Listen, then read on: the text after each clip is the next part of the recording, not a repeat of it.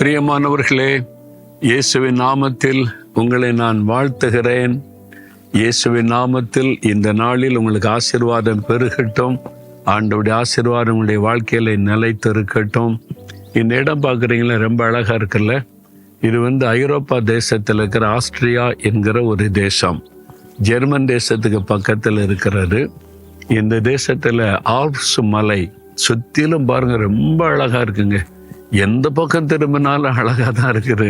அது ரொம்ப ஆச்சரியமாக இருக்கு. ரொம்ப பியூட்டிஃபுல் பிளேஸ் இது. அப்படியே மலைகள் மேலே மேகங்கள் தவழ்ந்து கொண்டு இருக்கிறது. சில் வெதர், குளிராக தான் இருக்குது.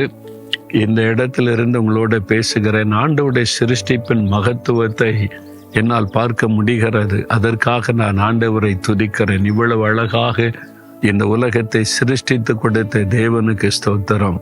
சரி, இந்த நாள்ல ஆண்டவருக்கு எனக்கு என்ன வார்த்தை வைத்திருக்கிறார் அப்படின்னு நினைக்கிறீங்களா?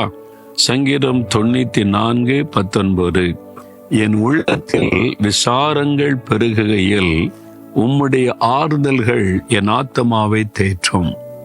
என் உள்ளத்தில் துக்கம் பெருகுகையில், ஏதோ ஒரு துக்கத்தோடு இருக்கிறீங்க, வெளியே சொல்ல முடியல, அந்த துக்கம் உள்ளுக்குள்ள அழுத்திக்கிட்டே இருக்குது. உங்க குடும்ப பிரச்சனை எப்படி வெளியே சொல்றது? அதனால் உங்களுக்குள்ளே வைத்து அழுது கொண்டு இருக்கிறீங்க. இழைக்கப்படுவது அநீதி தான். உங்களை காயப்படுத்துறாங்க, துக்கப்படுத்துறாங்க. வேலைக்கு போனா அங்கேயும் துக்கப்படுத்தி வேதனைப்படுத்துறாங்க. நான் எங்க போனாலும் எனக்கு காயப்படுத்துகிற வார்த்தைகள், காயப்படுத்துகிற சூழ்நிலை தான். தேவனுக்கு ஒரு பெயர் உண்டு, சகலவிதமான ஆறுதலின் தேவன். அவர் இன்றைக்கு உங்களை பார்த்து பேசுகிறார். என் மகனே, என் மகளே, நான் உன்னை ஆறுதல் படுத்துகிற தேவன். உன் உள்ளத்தில் விசாரங்கள் பெருகிவிட்டது, நான் உன்னை ஆறுதல் படுத்தும்படி பேசுகிறேன் என்று சொல்லுகிறார். ஒரு சமயம் ஒரு கூட்டத்துக்கு நான் போய் 2 ஆண்டோடைய வார்த்தையை பிரசங்கம் பண்ணி முடித்தேன். ஒரு சகோதரி வந்தாங்க. அழுகிறாங்க, ஏங்கி அழுகிறாங்க.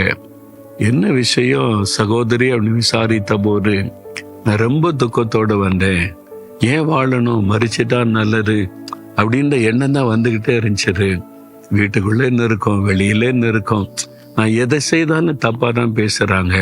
நான் நன்மை செய்தாலும் தீமையாக தான் முடியுது. அதனால என்னை குறித்தே எனக்கு ரொம்ப வருத்தம். நான் துக்கப்பட்டு அழுது கொண்டு கடைசியாக அந்த மீட்டிங் போவோம், அப்புறம் செத்து போயிடலாம் தான் வந்தேன். ஆண்டவர் என்னோட பேசினார், என்னை ஆறுதல் படுத்தினார். என்னுடைய உள்ளத்தின் நிலைமை அப்படியே சொல்லி என்னை ஆறுதல் படுத்தினார். அந்த ஆறுதல் என் உள்ளத்தை நிரப்பினதுனால சந்தோஷம் தாங்க முடியாம அழுகிறேன்னு சொன்னாங்க.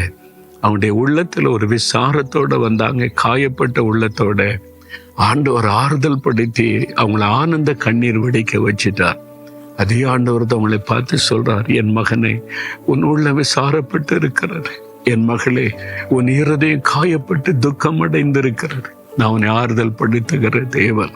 நீ அழாதே, உன் கண்ணீரை துடைத்துக்கொள். நான் உனக்கு நீதி செய்வேன். நான் உன் துக்கத்தை சந்தோஷமாய் மாற்றுவேன். வெட்கத்திற்கு பதிலாய் 2 பலன் வரும். எந்த இடத்தில் அவமானப்படுத்தப்பட்டாய், அதே இடத்தில் உயர்த்தப்படுவாய். ஆறுதலான வார்த்தைகளை சொல்லி உங்களை தேற்றுகிறார்.